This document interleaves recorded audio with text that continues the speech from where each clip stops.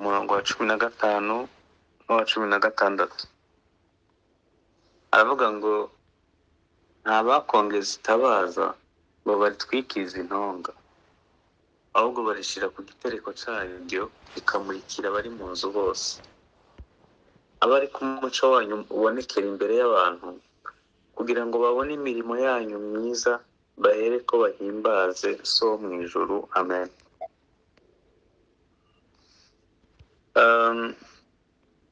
Iri jambo ndatekereza ko twese nta muntu n'umwe utarizi. Bashaka kurivugaho ibintu bike ariko by'ingenzi. Yego. Yesu yaravuze ngo nta wakongeza itabaza ngo aritwikirize intonga, ahubwo arishyira ku gitereko cyaryo kugira ngo riboneshereze abari mu nzu bose.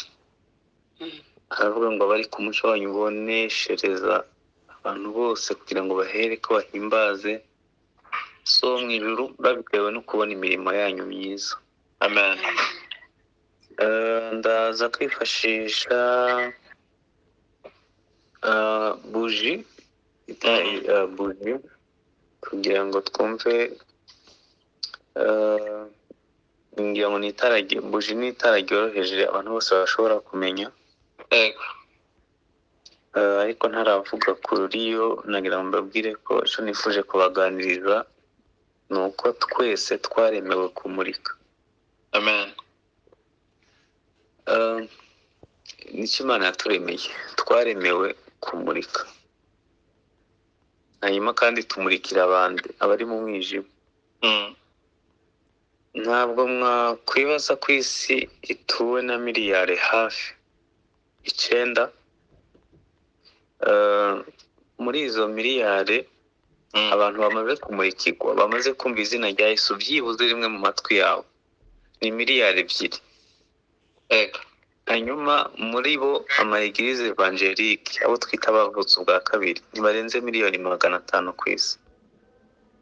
Turacafite miliyari zirenze 6 zitaramurikirwa habe na rimwe, kubera ko muri aka karere k'ibiyaga bigari twamurikiwe cyane bikagera igihe tukanabisinda.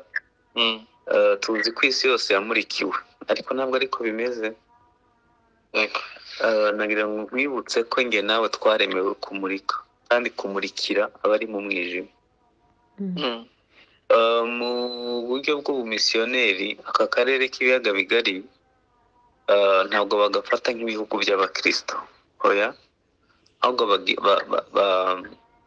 bafata nk'ahantu hateye urujijo, kuko umwijima n'umuco biravangavanze.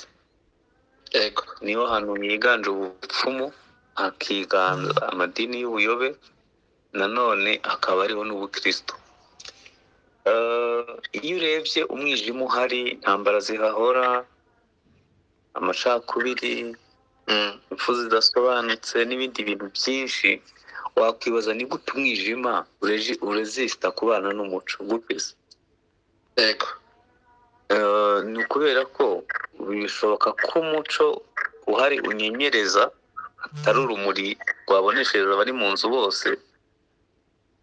Birashoboka ko atari urumuri ruhambaye ku buryo rushobora kwirukana umwijima uri muri aka karere. Niko nibwira. Yego. Kubera ko Yesu yaravuze ngo muzabamenyera ku mbuto zabo. Niba turi abakristo koko, tukaba twararemewe kumurika, hanyuma umwijima ukaba waratwinjiranye kugeza ubwo bigoye gutandukanya umuco n'umwijima, hari ikintu cyabaye tutazi.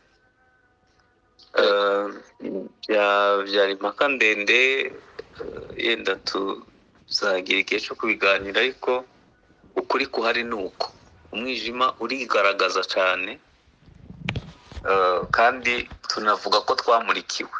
Kibaza ese itarangiye bari itereko cyaryo? Nagira ngo nkwibutse ko nge nawe twamurikiwe, twaremewe kumurika. Iyo urebye iriya buji tuyifata ikiri yose, irangana n'ubuzima bwa Desire kuva mvutse kugeza mpfuye. irangana, iriya buji yose uko ingana irangana no kuva nkijijwe kugeza igihe nzavira mu isi. Umuntu Imana imwohereza mu isi kuvuka aje kumurika, iyo agize amahirwe akakira Kristo aba amurikiwe kugira ngo amurikire abandi. Hanyuma ikindi ni uko iriya buji yose irangana n'umuhamagaro wawe cyangwa se impano zawe. Kugira ngo buji yake neza, Bibiliya tubwiye ngo ntawakongeza itabaza ngo aritwikirize intonga, ahubwo arishira ku gitereko cyanyu. Kariya kantu ubona baterekaho buji kabaho ogisijene ituma buji yaka neza.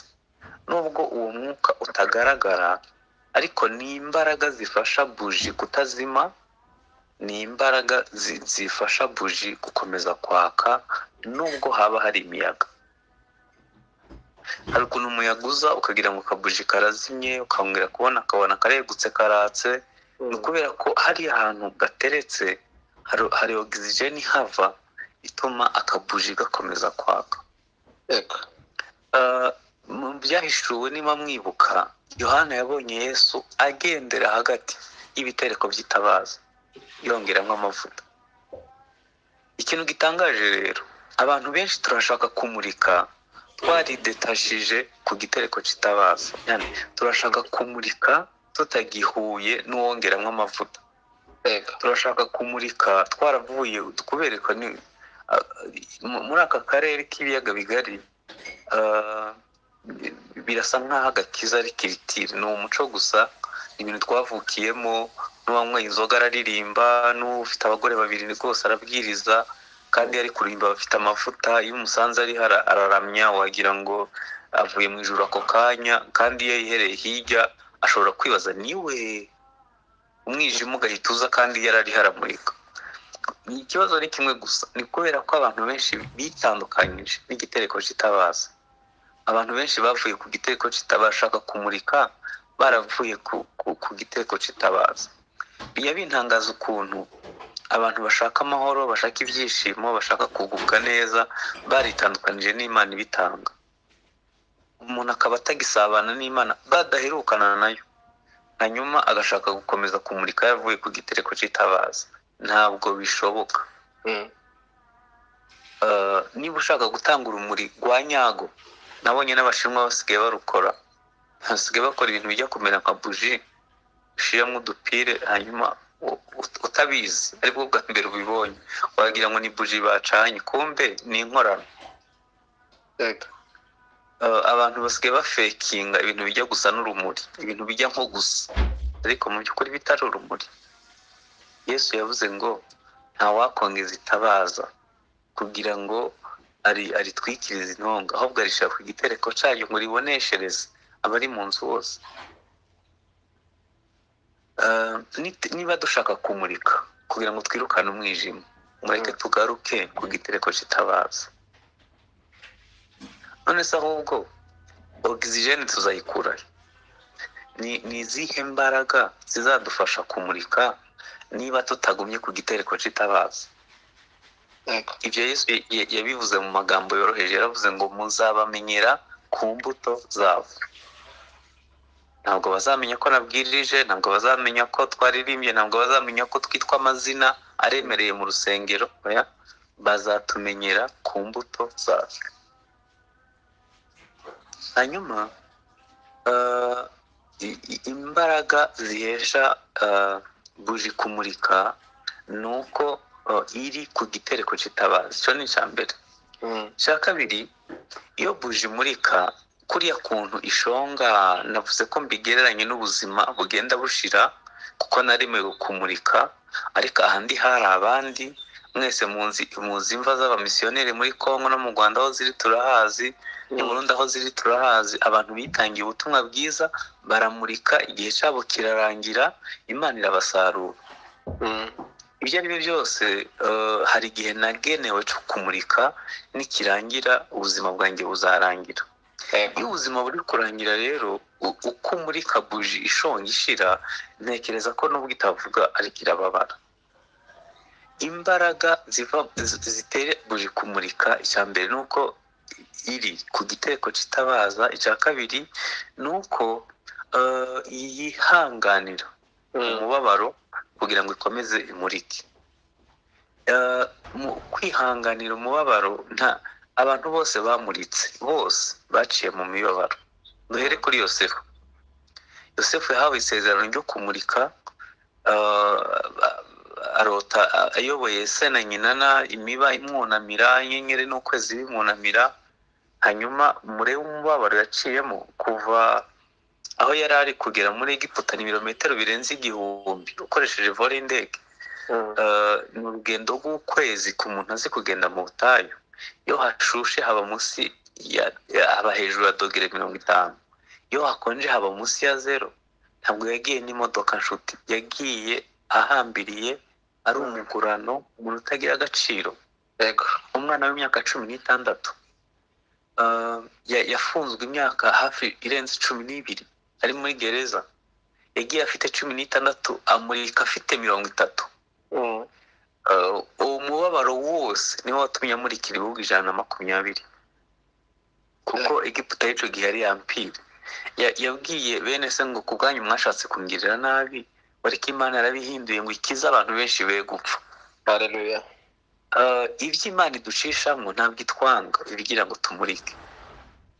murebe Mose, umusirikare mukuru, umuntu wize amashuri meza yose muri Egiputa, umuntu bategura kuba farawo w'ubutaha, agahita yisanga kuragira intama zitarize imyaka 40.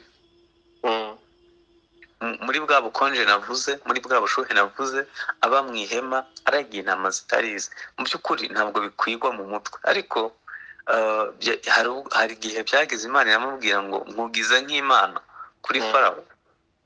Niba ushaka kumurika, ni uko ukwiye no kwihanganira umubabaro mu by'ukuri. Bibiliya, Yakobo mwene nyina wa Yesu yaravuze ngo hahirwa uwihanganira umugerageza, kuko namara kwemegwa azambikwa ikamba. Nta muntu ndabona ba diploma avuye mu buriri, kwiga birababaza. Nta muntu ndabona bahipeta atavuye ku ikosi, ntibibaho. Kugira ngo umurike hari ahantu uba uvuye. Imbaraga zihesha buji kumurika ni uko iri ku gitereko, icya kabiri ni uko yihanganira imibabaro. Ibyo byabaye kuri Yesu, ni ihame ry'ubwami bw'Imana utabasha guhindura. Ahubwo ibanga ririhe ni mu guhuza ibyo ubamo, cyangwa se ibikugerageza, cyangwa imibabaro yawe, ukayihuza n'icyo Imana igushakaho. Bibiliya iravuga ngo kubakunda Imana byose n'ibyo twita bibi, Imana ibihindura byiza. Amen. Imana izakoresha ibyo waciyemo kugira ngo ikugeze ku kumurika. Nubona umuntu abwirije neza ugafashwa, nubona umuntu aririmbye neza bikagufasha, ujye wibaza ngo kugira ngo amurike yanyuze. Ni igihe gitereko cy'itabaza ariho, ni ihe fondasiyo y'ubuzima, icya kabiri yanyuze mu bimeze gute. Hanyuma icya gatatu kuri iri jambo, Bibiliya yavuze ngo nta wakongeza itabaza ngo ritwikirize intonga. Nahoze ntekereza, uza amazu menshi yahiye kubera buji yatwikiriwe na mustikeri, hanyuma amatera igafatwa, inzu y'amamiliyoni igasha. Uza abana benshi bahiriye mu nzu kubera buji yavuye itari mu mwanya wayo, yatwikiriwe. Uzi ibyago byabaye byinshi tuzi natwe kubera buji itari mu mwanya wayo. Iyo buji itwikiriye izana umunuko, ibasha kwangiza, izana ibihombo. Iyo buji yatwikiriwe ntitanga umusaruro wo kumurika. Ibidutwikira rero ni ibihe? Ni abantu wanze kubabarira, ubwo aba baragutwikiriye. Ni urugo rubi wubatse, ushobora gutwikirwa n'imyumvire yawe wowe ubwawe, kuko Abaroma 12:2 haravuga ngo ntimwishushanye n'ab'iki gihe, yamara muhinduke rwose mugize imyumvire misha. Hari igihe umuntu agira imyumvire nyine imutwikira, agahora yumva ari we yagowe, ntawumukunda, nta cyiza, no kugira Imana icyizere bikamugora kubera ko nyine uratwikiriye. ntabwo ushobora kumurika utwikiriye, ntabwo bibaho. Dufite ibitwikirizo byinshi we, dufite ibikomere bitavuwe tugendana, umuntu akabaho atwikiriwe n'umubabaro, agahora yicara asuhuza umutima. Bamwe batangiye no kurwara indwara zijyanye n'imibabaro, aricara akibagirwa imfunguzo zifite mu ntoke, abandi ntibakiryama ngo babone ibitotsi, abandi wumva agize ngo ntawo bavuganye, umutima uraremerewe ku buryo awusuhuza atanabitekerejeho, undi ukumva aricaye arimyoje, ari no mu bantu ntibuke igihe byabereye. Abandi bameze uruhara hataragera, abandi imvi zaje kubera imibabaro bikoreye, abandi batangiye kumva ubuzima butabaryoheye, abandi nabo twibesha ko waduha iby'isi byinshi byadukiza ibidutwikiriye, akibesha ko wamuha amafaranga byamukiza gutwikirwa. Abari muri Afurika barashaka kujya mu bihugu by'i Burayi na Amerika na Canada na Australia bakagira ngo nibwo bakira gutwikirwa. Abariyo nabo bafite ibindi bibatwikiriye. Mw'abantu gutwikirwa ntabwo gutanga umusaruro. Icyampa muri iyi niba turi icyampa muri aya masengesho, umuntu akabwira Imana ngo Mana untandukanye n'ibintwikiriye, ibituma ntakibasha kumurika, ibituma ubuzima bwanjye butaryoshye budashobora gutanga umusaruro. Mana unkize ibintwikiriye. Umutima ni temwe, umutima ni umuhamya, umutima ntujya ruswa, uzi ukuntu ubuzima bwawe butwikiriwe. Nagira ngo nkwibutse ko Imana yakuremeye kumurika. Hari abantu bagize amahirwe nyine bajya muri ibyo bihugu, iyo ugezeyo uhita usanga abantu kubera gutwikirwa bahora bacikamo ibice, bagahora bacikamo ibice, uyu munsi nabo kwa runaka, ejo nabo kwa runaka, agahora yiruka mu tudini ukagira ngo nibyo bizamukiza gutwikirwa. Kumva ikibazo gikomeye, ibimutwikiriye bimurimo, si ikibazo cy'abusengera, kuko kumurika itabaza ari ku gitereko cyaryo, aho ariho hose rishobora kumurika. Ntabwo umwijima ushobora kujya impaka n'urumuri, ntabwo bibaho. Iyo itara ryatse umwijima urahunga. Hari igihe umuntu yibaza ngo mpinduye aho mba, ngahindura urusengero, ngahindura imyenda nambara, ngahindura imodoka ngendamo, ahari byankiza gutwikirwa. Ntabwo siko bimeze. Umuntu akwiye kugira umwete wo kwikuraho ibimutwikiriye, ukavuga ngo singishaka gutwikirwa, naremewe kuba uw'agaciro mu maso y'Imana, sinzapfa nzarama namamaza imirimo y'Imana, sinzatwikirwa n'ibiri kuba mu karere k'ibiyaga bigari, sinzatwikirwa n'ibiri mu idini ryacu. Uzi ko abantu bicara aho kugira ngo bavuge Yesu, bakavuga imibabaro yo mu idini, bakavuga ibitagenda, bagahora bagira ngo babashinze kumenya abakizwa n'abadakizwa. Nta dini ry'abatagatifu ribaho. Twese turi mu nzira yo guhinduka, twese turi mu nzira yo gusa na Yesu. Ntuzakunde gutwikirwa n'ikintu icyo ari cyo cyose. Nagira ngo nkwibutse ko waremewe kumurika. Kandi umunsi wavuye mu isi hari ibintu bitatu batazakubaza. Ntibazakubaza umuryango uvuyemo, ntibazakubaza idini wasengamo, nta nabwo bazakubaza igihugu wari utuyemo. Reka nongereho n'ikindi, ntibazakubaza umutungo wari ufite kuri konti. Bazakubaza ngo wakiriye Kristo umwami n'umukiza. Bazakubaza ngo wamenye icyo waremewe uragikora, nibyo gusa. Hanyuma niba utarabikoze bazakubaza ngo wabuze iki kugira ngo ukore icyo wagombaga gukora. Ku myaka 33 gusa Yesu yaravuze ngo ibyo gucungura abantu ndabirangije. Pawulo yashaje avuga ngo meze nk'ibisuko ku gicaniro. Petero yaravuze ngo ntimumbame nk'umwami wanjye, kubambwa ndabyemera, gusa munshurike ntimungereranye n'uwacunguye abantu. Ubuzima bwe buzarangira, iyi buji izarangira. Ari ikibazo izarangira yaramuritse cyangwa yaratwikiriwe. Nta wakongeza itabaza ngo aritwikirize intonga, ayishyira ku gitereko cyanjyo. Ndagira ngo mbabwire bene, mu isi ntabwo twaje kurya, ntabwo twaje kurongorwa no kurongora, ntabwo twaje kubyara, mu isi twaje kuzuza amafaranga, ntabwo twaje kubaka amazu, mu isi twaje kumurika.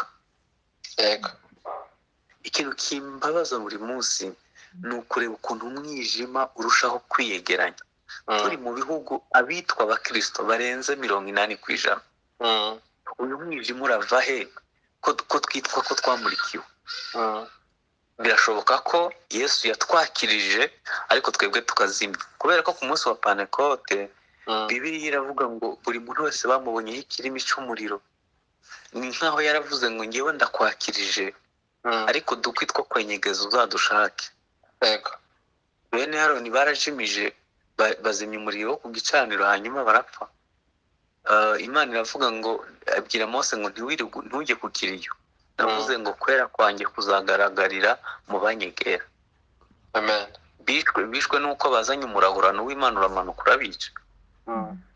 Yesu ko yatwakirije ku munsi wa Pentekote, habaye iki ngo bibe byarazimye kuri iki kigero? Dusigarane imihango, dusigarane disipurine, dusigarane ariko itara mu by'ukuri ritari ku gitereko cyanyu. Ngira ngo mbabwire ibyo mubona byose bihari ni abusanse yo kubaho kw'Imana. Itara riramutse rigiye ku gitereko cyanyu, ibi bintu bizimaraho. Ibyaha bizamuka ko bibonye ugwaho ko itara ryavuye ku gitereko cyanyu. Umwijima udutwikira kuko itara ryavuye ku gitereko cyanyu.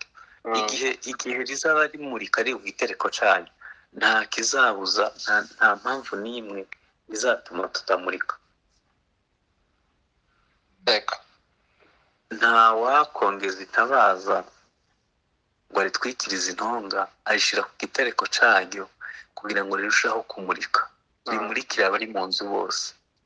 Abari mu nzu bose, nawo muvukana, nawo washatse, nawo washatswe, abari mu nzu bose ni mu muryango mugari ubamo, abari mu nzu bose ni mu itorero usengamo, ni mu gihugu utuyemo, ni mu kazi aho wirirwa, abari mu nzu bose ni aho hantu hose twaremewe kumurika. Nifuza gusoreza hanyuma ngasenga. Ese nta bintu bidutwikiriye, nta bintu bidutwikiriye byatubujije kumurika? Nta bintu tugendana nabyo bituma tutamurikira abari mu nzu bose? Icyampa muri iyi niba turimo ikadukuraho ibitwikirizo. Ibintu byose byadutwikiriye bikatuvaho. Alexis Dusabe yararirimbye ngo ubwo nibwo bazamenya uwo ndi we, maze kwiyambura ubushwambagara. Nituvaho ubushwambagara, nituvaho ibitwikirizo, abantu bazamenya abo turi bo. Uri uw'agaciro mu maso y'Imana. Imana yakuremeye kumurika. Ntukanabeho wigereranya na runaka, ntugashake kuba utari we. Gerageza uhagarare mu mwanya wawe, umurikira b'Imana yakuremeye kumurika. Nakubwiye mu ijoro nta titire bazakubaza, ntibazakubaza ingano y'amafaranga wari utunze, ntabwo bazakubaza ngo wasengera muri hedini, ntabwo bazakubaza ngo wakiriye Kristo nk'umukiza hanyuma waramuritse. Imana yaturemeye kumurikira abari mu mwijima bose. Niki Imana yaturemeye? Imana yaturemeye kumurika. Ibitwikirizo nibyo byatubujije kumurika. Bizana ibihombo, bizana umunuko, bizana kutaba ku gitereko, bizana ibintu byinshi bibi bituma abantu basitara kuko batamurikiwe, kuko batari mu mwanya wabo. Reka dusenge. Data, mu izina rya Yesu, waturemeye kumurika, kandi twumvishe ko ibanga ryo kumurika no kuba ku gitereko cy'itabaza. Twumvishe ko ikindi nanone cyadufasha kwihanganira ushonga kwa buje umubabaro wayo nuko twaba turi ku gitereko cy'itabaza. Ndasenze kugira ngo muri uyu mwanya dukureho ibitwikirizo mu izina rya Yesu Kristo. Imbaraga mbi zose zaje kudutwikira, ibikomere byaje kudutwikira, imyumvire yaje kudutwikira, amadisipurine atandukanye yaje kudutwikira, imyumvire y'abantu yaje kudutwikira, amasisiteme yaje kudutwikira, mwami irari ry'isi yaje kudutwikira, ibintu byose byaje kudutwikira. Ubidukureho. Abatwikiriwe n'ubwoba ubakize, abatwikiriwe n'amaganya y'isi uyabakize, abatwikiriwe n'ingombi ubahiye mwami, ububakire, abatwikiriwe mwami n'ibintu bitandukanye ubashoboze mwami kuva munsi y'ibitwikirizo. utubabarire ibyangiritse kubera gutwikirwa, utubabarire mwami imyumvire twagize kubera gutwikirwa, utubabarire mwami ko tumaze igihe kinini tutaritabaza ariko igitereko cyaryo, udushoboze mwami kumurika abari mu nzu bose, udushoboze kubamurikira, ubarindisha imbaraga zawe. Ndasenze kugira ngo buri wese umukureho ibitwikiriro mu izina rya Yesu. Ndasenze ngo ijuru rimanukane imbaraga, buri wese bamukureho igitwikirizo, bamukureho igitwikirizo, ingeso mbi zidutwikira, ingeso mbi zatunaniye zidutwikira, kamere zacu zidutwikira, udukureho ibitwikirizo mu izina rya Yesu Kristo. Imbaraga zawe zidukureho ibitwikirizo, zidukureho ibitwikirizo. Mwami, nasomye ku Gutegeka kwa 2:28 haravuga ngo iyi migisha yose izakuzaho, izakugeraho niwiga kumvira Uwiteka Imana yawe. Mwami, ndasenze kugira ngo uturinde, udufashe. Imigisha yaje ikagwa inyuma y'igikuta.